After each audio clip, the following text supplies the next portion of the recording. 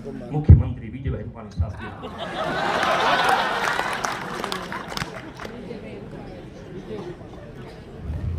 तो मुझे मौका मिला है सर, मतलब आज मैं छोड़ने वाला नहीं।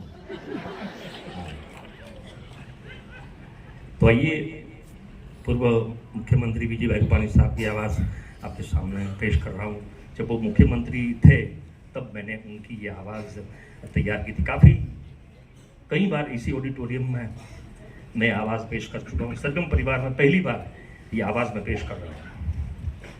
ठीक उसी तरह जैसे कि वजू भाई की आवाज़ आपने पसंद की, और यहाँ भी आपको अगर ऐसा लगे कि बाकी मैंने उनकी आवाज़ निकाली तो दोबारा मैं आपका आशीर्वाद चाहूँगा। गुजराती में आवाज़ रजू करीश।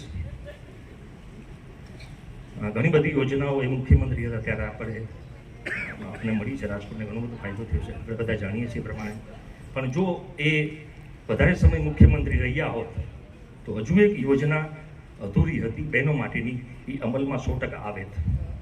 એ કઈ યોજના છે કોઈને ખબર નથી, હજી વાર છે। એ કઈ યોજના એ કોઈને ખબર નથી, મને એકને જ ખબર છે, અને એ તમારી સમક્ષ રજૂ કરું છું। કઈ યોજના અધૂરી હતી તમારી સમક્ષ વિજયભાઈ રૂપાણી સાહેબનો અવાજ કઈ રીતે, એક નાની એવી ઝલક આપણે જોઈશ।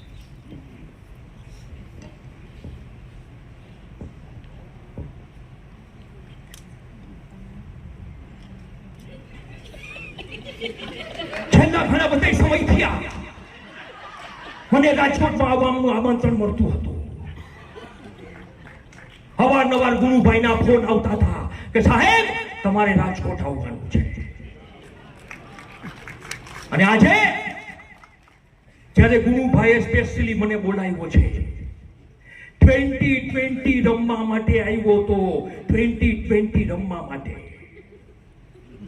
ગુજરાત સરકારે ઘણી બધી યોજનાઓ બહાર પાડી, પરંતુ હજી એક યોજના બાકી હતી જે આજે હું તમને કહું છું।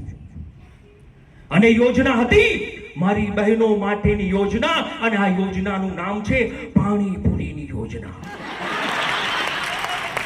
મને ખબર છે મારી બહેનોને પાણીપુરી બહુ ભાવે છે। 4 થી 5 જાતના પાણી નર્મદાના પાણીમાંથી બનાવેલા।